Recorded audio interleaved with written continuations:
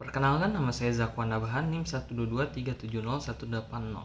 Di sini saya akan menjelaskan tentang pengantar estimasi sumber daya. Pernahkah Anda bertanya-tanya bagaimana perusahaan pertambangan bisa mengetahui mineral apa saja yang tersembunyi di dalam perut bumi? Proses ini disebut estimasi sumber daya. Bayangkan, seperti mencari harta karun, tapi dengan menggunakan ilmu pengetahuan dan teknologi yang canggih. Estimasi sumber daya adalah proses ilmiah untuk memperkirakan jumlah, kualitas, dan distribusi suatu jenis mineral dalam suatu area tertentu. Ini bukan hanya sekadar tebakan, melainkan perhitungan yang didasarkan pada data yang diperoleh dari berbagai sumber. Mineral yang diestimasi bisa bermacam-macam, mulai dari logam mulia seperti emas dan perak, hingga mineral industri seperti besi, tembaga, dan batu bara. Bahkan mineral langka yang digunakan dalam teknologi canggih seperti litium dan kobalt juga menjadi target estimasi. Tujuan utama dari estimasi sumber daya adalah untuk menentukan kelayakan ekonomi. Apakah biaya penambangan suatu endapan mineral sebanding dengan nilai ekonomis mineral tersebut?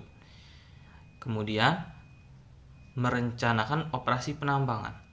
Estimasi yang akurat akan membantu merancang tata letak tambang, pemilihan metode penambangan, dan perkiraan produksi.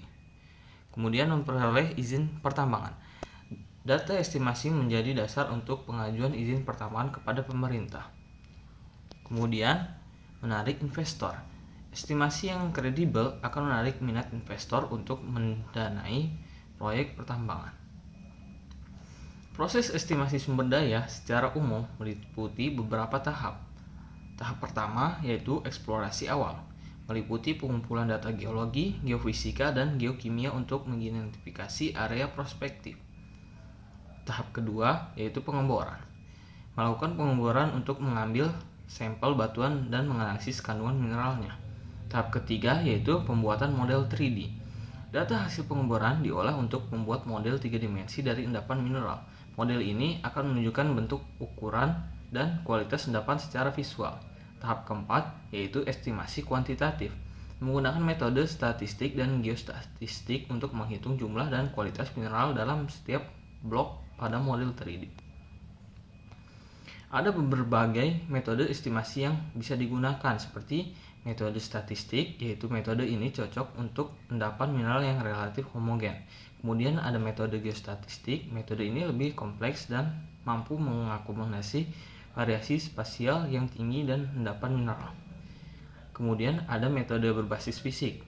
Metode ini menggunakan prinsip-prinsip fisika untuk memperkirakan bentuk dan ukuran tubuh mineral.